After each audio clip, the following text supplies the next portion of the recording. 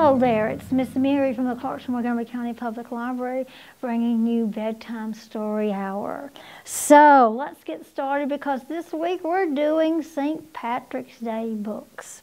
And so my first book is How to Catch a Leprechaun by Adam Wallace. Have you ever caught a leprechaun? I don't know that I've ever seen one, but I keep watching. So let's get started. The night is dark, the streets are quiet. St. Patrick's Day is near. I tap my hammer so you'll know the leprechaun is here. I'll pull out all your laces, put glitter in your hair, and when you walk around you'll see my gold coins everywhere. Can you see his shoes down here with no laces? And she doesn't look really happy to have all that glitter in her hair, does she? You'll never catch me in your trap, but yes, I'll make a scene. I'll turn the whole place upside down.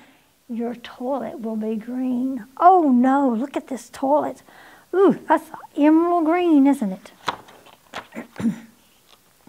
House number 1. I'm going in. Really? That's your trap? I'm in and out without a doubt. That one was a snap. Look at that great big mouse trap they thought they were going to catch him in.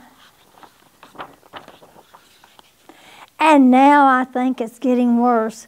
A shoebox on a stick? I'll dance a jig and still escape. We leprechauns are quick. Wow.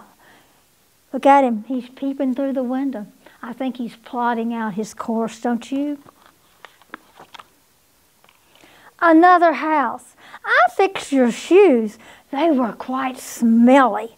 I'll eat the nuts you left as bait and leave with a full belly. Look what he's done to their shoes. They put them in the sink with all kinds of sudsy water. Oh, me. Now you're talking. Look at this. It's dandelion tea, but I'm too speedy for your trap. This tea is mine for free.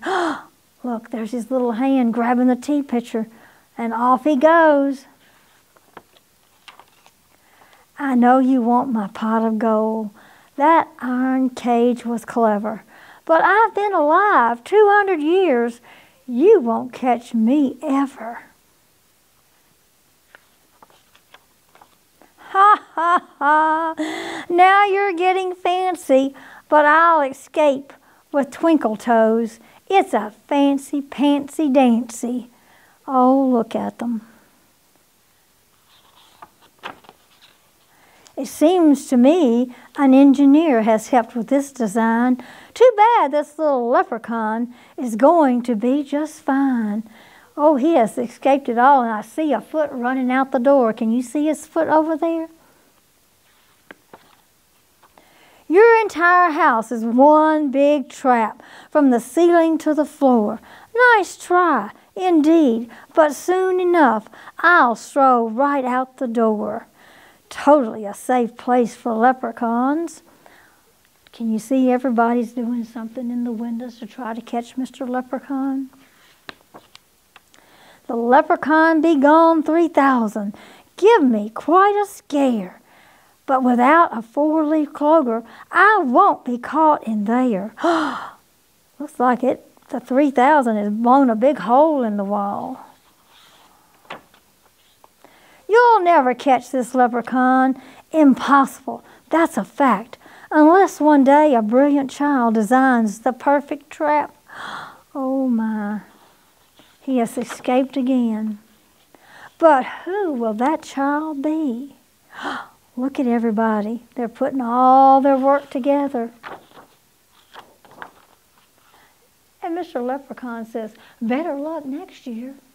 So could you be the little leprechaun, the person that's going to catch the little leprechaun with your engineer's design? Might be. You never know. For my second book tonight, I've chosen The Story of the Leprechaun, and it's by Catherine Teagan.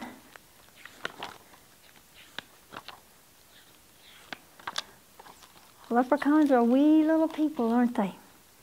A little man about 2 feet tall lived under a large tree by a stream.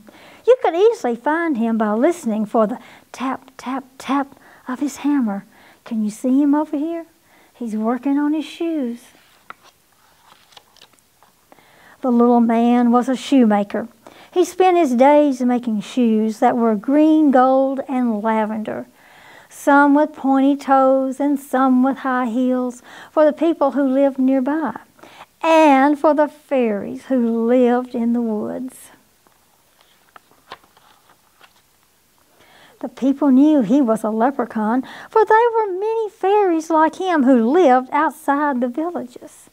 Look at all the little people. The people paid the leprechaun with pieces of gold for the shoes that he cobbled. The fairy shoes were made of satin, and they were tiny. The fairies brought their gold to the leprechauns too. The leprechaun needed a place to keep his gold. He was a bit of a miser, so he didn't like to spend his money. An old metal pot became the perfect place for all of his wealth. His shoes were so prized that soon his pot of gold was overflowing. Look, it's all he could do to get it up into the cabinet. It's so full and so heavy. One day, a man named Tim came to the leprechaun shop by the tree. He wanted a pair of shoes that would be violet blue with thick heels. As he was describing the shoes to the leprechaun, Tim spied the pot of gold. Tim knew that if he could capture the leprechaun, he would be granted 3 wishes because leprechauns are magic. "I'll come back in a few days to collect my shoes," said Tim. The leprechaun was no fool. He knew what the man was really after. He buried his pot of gold in a field with berry bushes. He's digging that hole. A few days later, Tim came back, and the leprechaun gave him the violet blue shoes. Look how big those shoes are. Wow. But when the leprechaun turned to hide his payment, he was snatched from behind. Oh no, he has caught the leprechaun. The leprechaun could not escape. Now, Tim would get what he wanted. "For my first wish, I want you to show me where the pot of gold is hidden. For my second wish, I want 100 pairs of shoes. And for my third wish, I want 3 more wishes." It's a little greedy, wasn't it? The leprechaun said, "I can grant you the first 2 wishes, but the third wish is a greedy trick and cannot be granted." The leprechaun brought Tim to the field and pointed to the spot where the gold was buried. Tim had no shovel to dig with, so he marked the spot with a stick and a shoe, and he would come back later. Do you think he's going to have a surprise when he comes back? Whoa! Look! When Tim returned, he could not believe his eyes. There were 200 sticks and 200 shoes all over the field. It was leprechaun magic. Tim dug many holes in the field, but he couldn't find the spot where the pot of gold was buried. After a few hours, he gave up. When he tried to collect the shoes, each one disappeared, and the leprechaun had tricked him. The leprechaun needed to find a better place to hide his gold. He knew that rainbows were magic. You could never tell where one ended, and if you buried his gold at the end of one, only he would know how to find it again. So that is what he did. People still try to find his gold, but they never will. Listen for the sound of the leprechaun tap, tap, tap, as he cobbles his shoes. Perhaps if you find him, and if you are very nice to him, he will grant you a wish. And that is the story of the leprechaun. And I'd like to wish you a happy St. Patrick's Day. And don't forget to wear green, because if you don't have some green on, you might get pinched.